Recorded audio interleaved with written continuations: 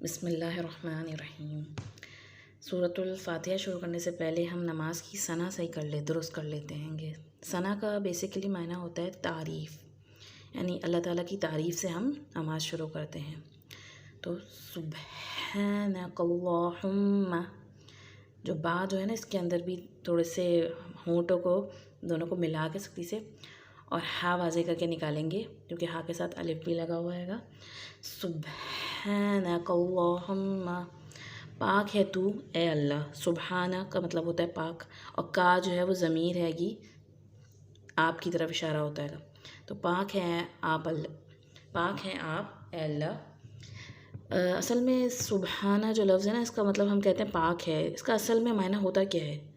سبحہ یسبحو کا مطلب ہوتا ہے پاکی بیان کرنا، جسے ہم کہتے ہیں اردو میں تسبیح کیجیے۔ تو کیا مطلب ہوتا ہے اس کا؟ اس کا جو بیسک معنی ہوتا ہے گا کسی چیز کا تیرنا اور اپنی سطح پر برقرار رہنا۔ قرآن مجید میں سورۃ یاسین میں آتا ہے کل فی فلک یسبحون، کہ وہ تمام سیارے وہ جو ہیں اپنے مدار میں تیر رہے ہیں، اپنی پوزیشن پہ برقرار ہیں، ورنہ کیا ہو آپس میں سب کے سب ٹکرا جائیں تمام سیارے ستارے۔ تو اللہ تعالیٰ کا بھی ایک اعلیٰ عرفہ مقام اور اللہ تعالیٰ کی شان اور اس کا ایک مرتبہ ہے، تو اللہ تعالیٰ کو اس مقام پر برقرار رکھا جائے جب ہم کہتے ہیں سبحان اللہ، پاک ہے تو اے اللہ۔ تو اللہ تعالیٰ کی ذات اقدس کے ساتھ کوئی بھی ایسا تصور شامل نہ کیا جائے جو اللہ کی اس رب کی شایان شان نہ ہو، یعنی اللہ تعالیٰ ہر عیب، ہر ضعف، ہر کمزوری، عجز، کوئی بھی نقص، یعنی کہ ہر محدودیت، وہ جو لمیٹیشن آف مائنڈ ہوتی ہے ہماری نا، ان سب چیزوں سے پاک اعلیٰ عرفہ ہیں۔ ان اللہ علی کل شیء قدیر، اللہ تعالیٰ ہر شے پہ پوری قدرت رکھتے ہیں، تو ہر طرح کی کمی کوتاہی اور ہماری چھوٹی سی عقل ہے نا، تو اللہ تعالیٰ جو ہے اس سے عرفہ و ماورا ہے اس کی ذات۔ دنیا میں رہ کر صرف اللہ کی صفات سے ہم اللہ کی پہچان ہو سکتی ہے، لیکن اس چھوٹی سی عقل میں سمجھ نہیں سکتے ہم، بیکاز لیس کمثلہ شیء، اس جیسی کوئی ذات ہے، کچھ ہے ہی نہیں اس جیسا۔ تو تسبیح کا لفظ ہر طرح کی نیگیٹیوٹی کو دور کرتا ہے اللہ تعالیٰ سے۔ تو یہ معرفت الہی کا وہ نیگیٹو پہلو کے ذریعے اللہ تعالیٰ کی تعریف ہے کہ ہر برائی کو، ہر عیب اور نقص اور کمی اور لمیٹیشن کو اللہ تعالیٰ کی ذات سے دور کر دیا جائے۔ اور پھر اس کے بعد کیا آتا ہے؟ معرفت الہی کا ایک پازیٹیو پہلو، وَبِحَمْدِکَ، اور ساتھ اپنی تعریف کے، با کا معنی میں نے آپ کو کیا بتایا تھا؟ ساتھ ہوتا ہے گا، وَبِحَمْدِکَ، اپنی تعریف کے ساتھ، اللہ تعالیٰ کی پاکی اس کی تعریف کے ساتھ، یعنی اللہ کی تسبیح، اللہ تعالیٰ کو ہر نیگیٹو چیزوں سے پہلے پاک قرار دیا، پھر اس کی تعریف کہ جتنی بھی دنیا میں خیر، بھلائی، نعمتیں، احسان، تمام خزانے، اس کا منبع اور چشمہ اللہ تعالیٰ کی ذات ہے، اللہ کی طرف سے آ رہا ہے سب کچھ ہمیں اللہ تعالیٰ نے عطا کیا ہے، ہر مخلوق کو اللہ تعالیٰ نے پیدا کیا ہمارے لیے۔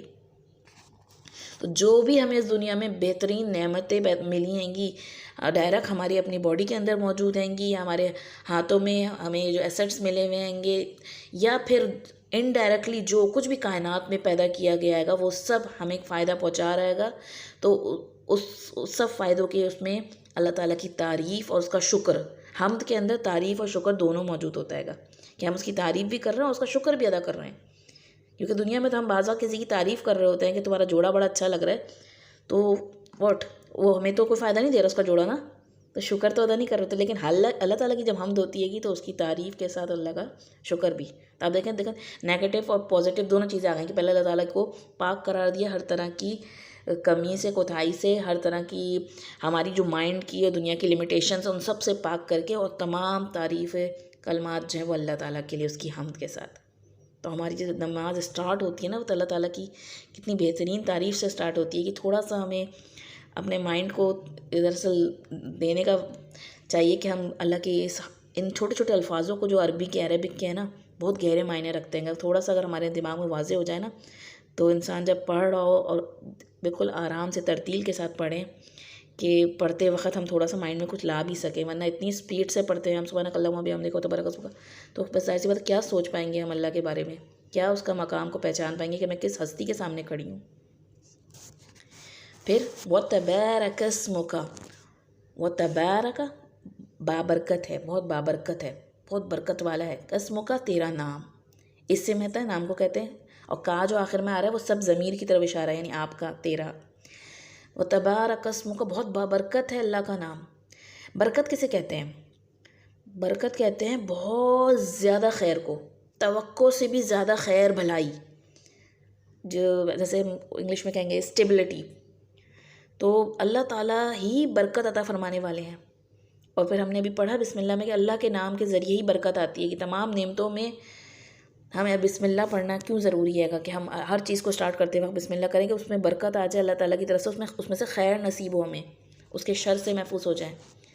لیکن یاد رکھیے اللہ کی نافرمانی اور حرام و گناہ کے کام کو اللہ کے نام سے شروع کر کے یہ نہ سمجھے کہ ہم اس میں برکت ہوگی، کہ بندہ بسم اللہ پڑھ کر رشوت لے، یا سینما کا ٹکٹ خریدتے وقت بسم اللہ کر کے. کہ تو اپنے آپ کو، اپنے مائنڈ کو ان چیزوں سے الگ رکھنا چاہیے کہ حلال چیزوں میں اللہ نے جو نعمتیں دی ہیں گی ان کو بسم اللہ کے ذریعے سٹارٹ کرنا ہے گا، ہر چیز پہ اللہ کا نام لینا ہے گا، تو اللہ تعالیٰ ہمیں اس کی برکت سے نوازے گا، اس کے اندر کے شر سے ہمیں محفوظ فرما لے گا.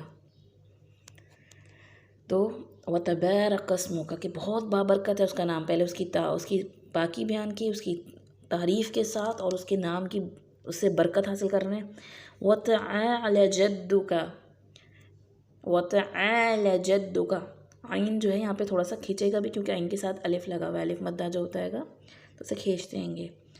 اور بہت اعلیٰ، اعلیٰ کہتے ہیں نا، بہت بلند، عرفہ.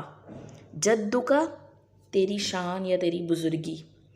جد کا لفظ جو ہے نا وہ اردو میں بھی استعمال ہوتا ہے. جد امجد کہہ کے ہم استعمال نہیں کرتے، ہمارے جد امجد میں وہ تھے بزرگ، وہ باپ دادا ہمارے.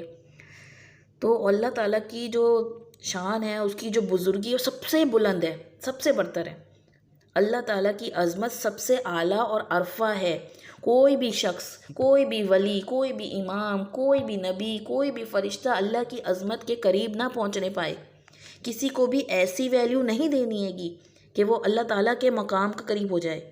تو سب سے اعلیٰ عرفہ، بزرگی اور عظمت، بڑائی اسی کی ہے. یہ اپنے مائنڈ میں اس کو سب سے ٹاپ پر رکھنا ہے گا. تو وَتَعَالَ جَدُّكَ وَلَا إِلَٰهَ غَيْرُكَ، اور نہیں کوئی الہ سوائے اس کے. آخر میں تمام چیزوں کو کٹ ڈاؤن کر دیا، سب چیزوں سے رشتہ توڑ دیا. اور الہ کا معنی کیا ہوتا ہے گا؟ ہمیں بعض وقت بیسیکلی الہ کا مطلب ہی نہیں پتہ ہوتا، ہم صرف معبود کہہ کے ختم کر دیتے ہیں یہ بات. وَلَا إِلَٰهَ غَيْرُكَ، الہ کے 5 معنی ہوتے ہیں کہ یہ لکھ لیں پوائنٹس، میں آپ کو انشاءاللہ لکھ کے بھی دے بھی دوں گی. کہ الہ سب سے پہلے تو جس سے سب سے زیادہ ٹاپ کی محبت کی جائے. دوسرا پوائنٹ، جس سے سب سے زیادہ خوف کیا جائے، کہ اس کی ناراضگی کا ڈر سب سے زیادہ ہو، کہ وہ ناراض نہ ہو جائے بس. تیسرا، جس کی سب سے زیادہ تعظیم کی جائے، جس کی عظمت کا، عزت کا سب سے زیادہ خیال رکھا جائے، تو اس سے اوپر کسی اور کی ذات کو نہیں رکھا جائے گا. چوتھا، جس پر سب سے زیادہ بھروسہ اور توکل کیا جائے، یعنی میں کسی بھی مشکل پریشانی میں ہوں، کوئی بچانے والی ذات وہی ہے میری، اسی پہ بھروسہ کر سکتے ہیں. اور پانچواں، جس کے سامنے سب سے زیادہ جھکا جائے، اسی کے سامنے حاجت روائی کی جائے، اپنے دل کا حال کھولا جائے، اپنی ضروریات، اپنی عجز و انکساری کا اظہار کیا جائے. تو خالی معبود کہہ کے ہم جس کی عبادت کی جائے وہ معنی نہیں دیتا نا. آپ دیکھیں عربک کے لفظ کے اندر اتنی گہرائی اور اتنی ڈیپنس ہے گی، اور جب تمام معنیوں کو ہم ساتھ میں رکھتے ہیں گے تو پھر ہم بہت ساری چیزوں میں شرک سے بھی بچ جاتے ہیں گے. انسان کو احساس نہیں ہو پاتا کہ چھوٹی چھوٹی چیزوں میں کچھ ماحول کا اثرات ایسے ہوتے ہیں، شیطان انسانوں کے مائنڈ کو اس طرح لے جاتا ہے گا کہ بعض اوقات بندے کو احساس نہیں ہوتا کس طرح سے وہ ذرا سی چیزوں میں شرک کر جاتا ہے گا. تو وَلَا إِلَٰهَ غَيْرُكَ، تمام چیزوں سے رشتہ کاٹ کے ختم کر دیا گیا کہ اس کے سوا، اللہ کے سوا کوئی تمہارا الہ نہیں ہے. وہ ان شارٹ میں اردو میں جو لکھ دیتے ہیں کوئی تمہارا معبود نہیں ہے، لیکن کوئی تمہارا الہ نہیں ہو سکتا. اس ٹاپ کی محبت تمہیں اللہ سے ہوگی، اس کا ہی سب سے زیادہ خوف بھی ہوگا. کسی اور کے خوف کی وجہ سے تم اللہ کو ناراض نہیں کرو گے. سب سے زیادہ تعظیم اس کی ہوگی کہ کسی اور کی عظمت کا خیال کرتے ہوئے تم اللہ کا حکم نہیں توڑو گے. کہ قرآن کی آیت آ رہی ہے کہ تم کہو نہیں وہ تو ہمارے وہ بزرگ، ہمارے وہ امام، ہمارا ان سے رشتہ ہے گا، ہمارے جد امجد وہ ہیں گے، ہم ان کو کیسے ناراض کریں. اور سب سے زیادہ بھروسہ توکل بھی اللہ پہ کرو گے. اور اسی کے سامنے اپنی ساری تکلیفیں، پریشانیاں، حاجت لے کر جھکو گے اور اسی کے سامنے سب اپنا اظہار کرو گے۔ تو اتنی خوبصورت دعا سے ہم اپنی نماز کا آغاز کرتے ہیں گے۔ اللہ تعالیٰ ہمارے دلوں سے نکلے واقعی میں یہ دعا۔